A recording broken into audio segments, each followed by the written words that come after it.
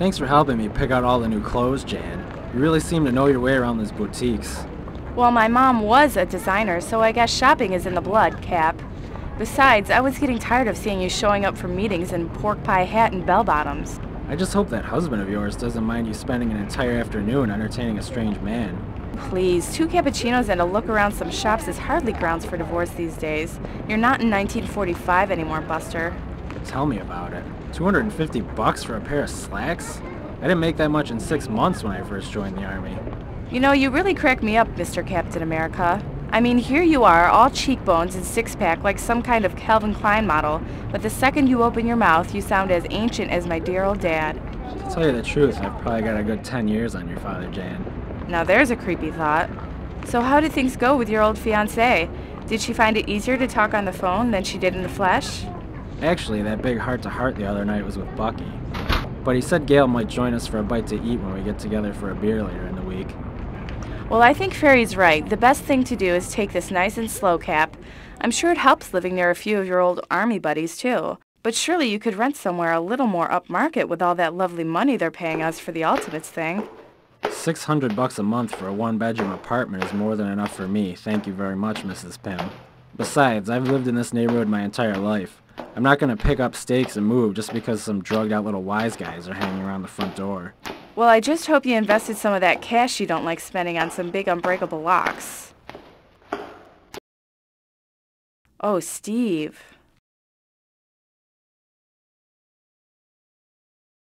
Steve Rogers' quarters were breached. Who do they think were behind it, Bruce? The Arabs or the Chinese? Actually, he reckons it was a bunch of kids who live across the street, and he's heading over to kick their butts right now, Betty. Poor Cap. He spent all last week trawling flea markets to piece together his old record collection, and some idiot just pours paint stripper all over it. Gee, that's really tragic, Dr. Banner, but right now I'm a little more concerned about this televised training exercise nobody's bothered showing up for. As far as the media are going to be concerned, we're promoting a super team consisting entirely of Giant Man. Okay, how about if we try a shot of you holding one of those big jets above your head, Dr. Pym? To be honest, they actually look kind of heavy, guys. What if I do something to my back? My God, Bruce, wasn't it bad enough that Hank and Janet Pym had you demoted without letting everyone down with the new super soldiers too? You should be losing your mind about failing to crack Cap's super soldier serum. What are you talking about, Betty? This is me losing my mind. And what the heck happened to that former Olympic archer Fury signed up last week? I thought Hawkeye was scheduled to make an appearance today. Actually, he's on vacation in the Bahamas. He said this was the only week his girlfriend could get off work. And since this wasn't technically an emergency... Oh, for God's sake, the hacks are gonna eat us alive for this, you moron. I thought being clever was the one thing you could actually do. I'm sorry. Well, sorry doesn't stop me from looking like an idiot, does it? Just make sure Fury gets Thor on the team tonight, or this temporary break we're on becomes something more permanent.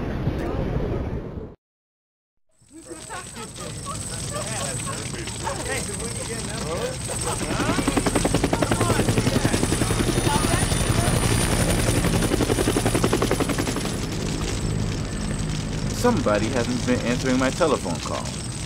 Then perhaps that certain someone is not remotely interested in anything you have to say, Nicholas Fury.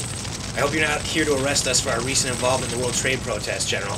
As always, your lackeys in the media completely misreported what was merely a peaceful demonstration. Thor, if I was here to arrest you, I think I'd be packing more than my regulation shield automatic and trusty Swiss Army penknife, nurse boy. Then this must be about that tempting job offer to cut my hair and sign up for the United States Marines, eh? The Ultimates isn't an army, mister. They're a team of superheroes we've assembled to take care of the post-human problems the armed forces can't handle anymore. Oh, it matters not whether you're wearing capes or combat boots, little man. You're all just thugs in uniform who will smash any threat to a corrupt status quo. Go back to your paymasters and tell them that the son of Odin is not interested in working for the military-industrial complex, who engineers wars and murders innocents. Your talk might be of supervillains now, but it is only a matter of time before you are sent to kill for oil or free trade. Oh, for goodness sake.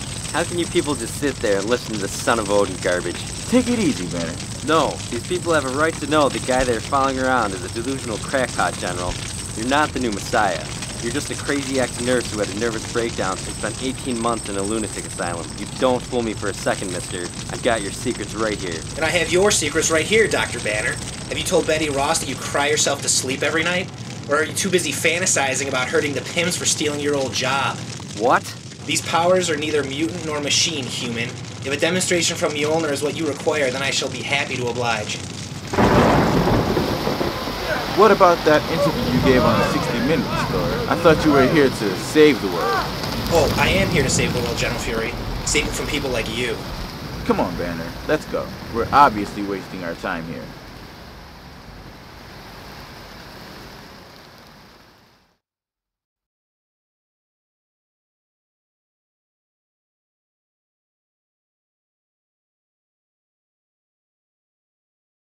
Well, no Thor, no super soldier serum, and not even the merest hint of a supervillain for us to hit, gentlemen. If it wasn't for this 2-year merchandising campaign Stark tied us into, I'd bet they'd be pulling the plug on us right now. Hey, did you hear you've been optioned as a movie? Betty Ross was telling me they're already in discussions with Brad Pitt to play Captain America. Who's Brad Pitt? What, are you serious? My God, this might not be such a disaster after all, huh? Who do you think will they get to play you, Nick? Why, Samuel L. Jackson, of course. And I'll tell you, the one guy alive who could do a convincing Tony Stark, that's Johnny Depp. What? Depp's too much of a pretty boy. Stark's a crazy kind of Howard Hughes character. I'd rather see someone with more of an eccentric range. Don't underestimate Depp, Mrs. Pym. Yeah, I could see that. You know, you've actually got a real knack for this casting thing, Nick. Who do you think they get to play me? Oh, that's easy. Matthew McConaughey, of course. What about me? Who else but Miss Lucy Liu? Oh, naturally. Even though she looks absolutely nothing like me, she'd be great because all Asian people are basically identical, right? Who'd be your backup choice, General? Bruce Lee? Who's Bruce Lee? Hold on. You know who'd be brilliant as Bruce Banner? The one guy who'd really pull off that bug-eyed neuroticism he's turned into an art form? Wait, let me guess. Woody Allen if he dropped a few pounds? That creepy little kid from The Sixth Sense? No. Wait, that mouse Gina Davis adopted. Man, what's his name? In the golf pants? Stuart Little. I'm serious, guys. You know who'd actually do Bruce Banner better than Banner? Hank, I think you better shut up. I was gonna say Steve Buscemi. What's insulting about that?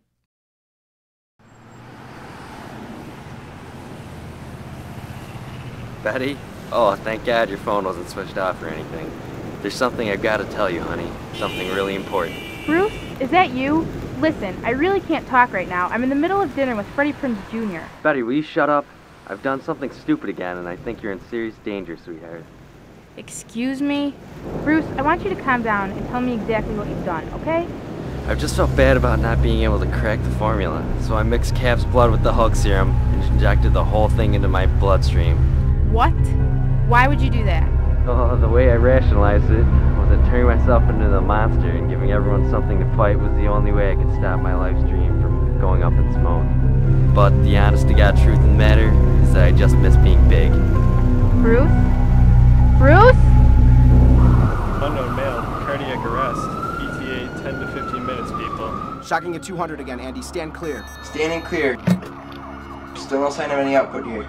Shocking at 360. Stand clear. Still nothing, boss. This guy's definitely on the way out. What the heck was he on back there? Doesn't matter. Just get a line in him and check his papillary reflex. Joe, any chances you can get this thing doing more than 10 miles an hour, man? Benny! What in God's name? Hold him down and get some haloperidol in him, Andy. I can't restrain him. The little runt's a lot stronger than he looks.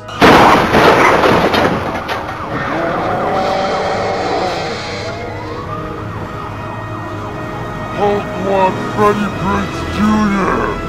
Primary team to Hank at 13. Ready for immediate dust-off. Secondary team. This is all your fault, Hank. What did you have to go and say he looked like Steve Buscemi for? Will you shut up and get off my back? You're the one who started all that Woody Allen crap. All I know is that one of our guys has gone AWOL out there, and we better start putting some kind of plan in. The plan couldn't be simpler, Tony. We just hit him till he drops.